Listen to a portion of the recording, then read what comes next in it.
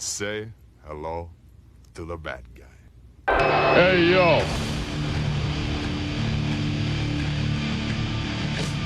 It's my life in the box in front of me. The guitar in my arms is the soul of me. You walk by, ask to see me lay face down.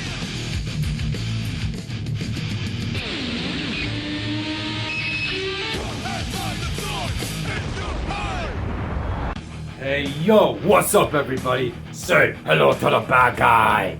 So, alright, the leak is out. We've all seen it at this point. A couple days have passed since all this news broke. A lot of debate going on. Is the list real? Is it not? You know, who knows? I have a good reason to believe that maybe the list may not be entirely accurate, and we probably can't reasonably expect to see every one of those games next year. But I do believe at one point that was the list that they put together for their 2024 releases. Things may have changed between now and then, and now, especially since the leak came out, I do think a lot will change. I think you're going to see games getting pulled and shuffled around. So that leads the next logical question. If games get taken off of that list, what are they going to replace them with? So what I was thinking about, since we are in the speculation business here, I wanted to maybe speculate on what kind of titles could be put in place of some of those on that list. Or if that list does come out in its entirety, I think everybody else, including myself, can reasonably expect that there's going to be a few curveballs on that one. There's going to be other games that they're going to drop on us that nobody's going to know about. Because believe me, they're not just going to let that list get out there and then release every cabinet on it without any surprises. That's just not going to happen. So I put together a little list of my own, titles that I think are very doable for them, and I think there's a very good chance could be released next year or possibly even the following year. And then another one that is more wishful on my part, and I think games that everybody would want to see, but probably not going to happen, not likely to happen, at least not this year.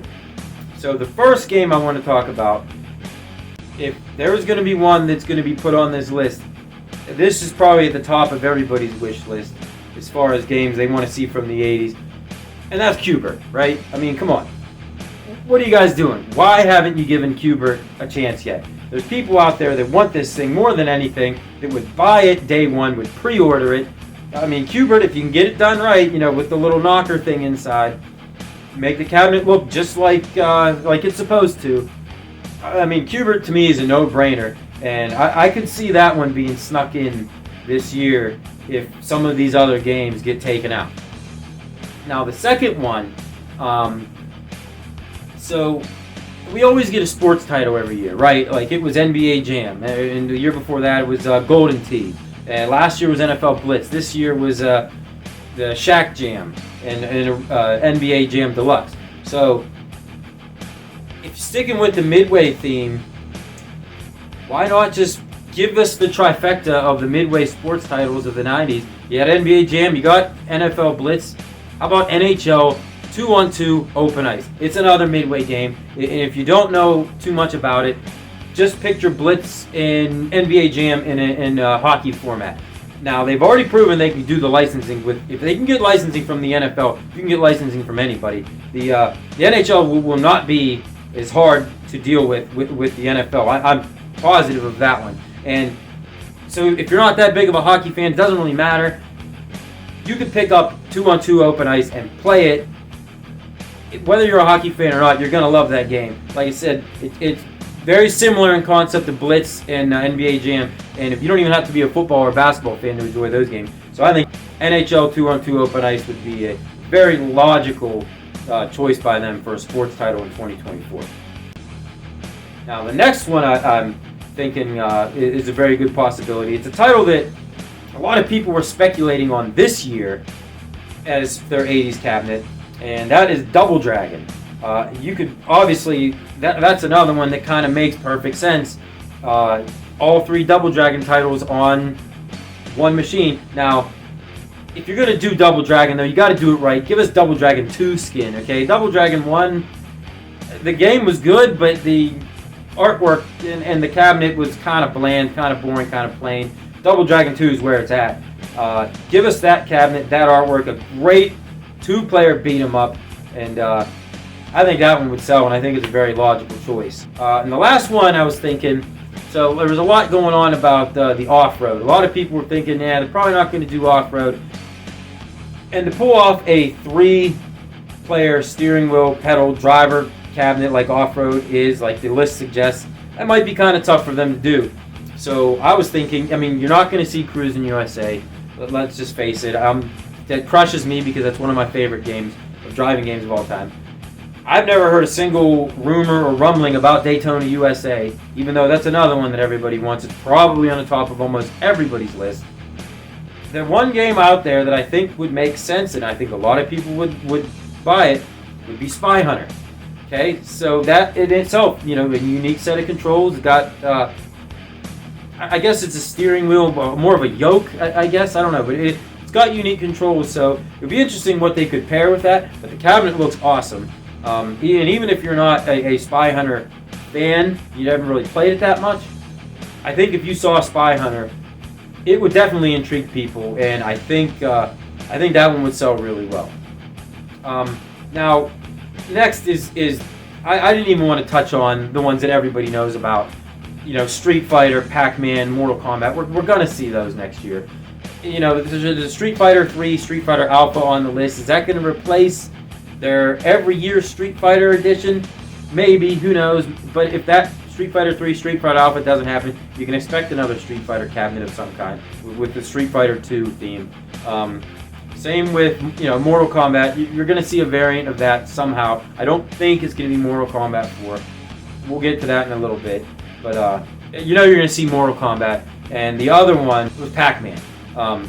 Are they going to give us a regular version of PacMan? We just got the Deluxe and we just got the XL. So what is left of PacMan? Other than the different form factor of PacMan Royale, which we're probably going to have all the other PacMans on it. But if that is a pipe dream type of deal, and they don't give us that, you're going to see a PacMan of some kind. Hopefully it's Royale. I mean, it's a pretty cool looking table there. Pretty cool concept on that. But if not, you know, expect to see a regular PacMan of some kind. Maybe a Pro, who knows. So the next thing I wanted to do was my personal, like, come on guys, do it. Let's see these in 2024. I'm ready for them. Take my money. And so the first one is a cabinet I would love to see, was an 80s cabinet, which may be a possibility. I don't know what their relationship with Konami is. I mean, you hear a lot of different stuff about that, and it's Contra. I mean, there's obviously a lot of Konami titles, great ones that they could put on this cabinet, but the feature cabinet, the feature title, Contra, 2-player, just blast everything in sight. One of the best arcade games of all time, in my opinion, which translated fantastic to the NES, which I also covered about a month or two ago. Contra would be a no-brainer as long as the licensing with Konami and the relationship with them is good. Come on, guys, you gotta give us Contra. The next one, I hinted towards it a little bit ago, which I don't think they're going to give us, at least not this year, is Mortal Kombat 4. Okay? I mean, it's about time. Like, how many versions of Mortal Kombat are we going to get? Not that it's not a great game, because to me, it's the best fighting game of all time. Mortal Kombat 1, 2, and Ultimate Mortal Kombat 3 are classic legendary fighting titles.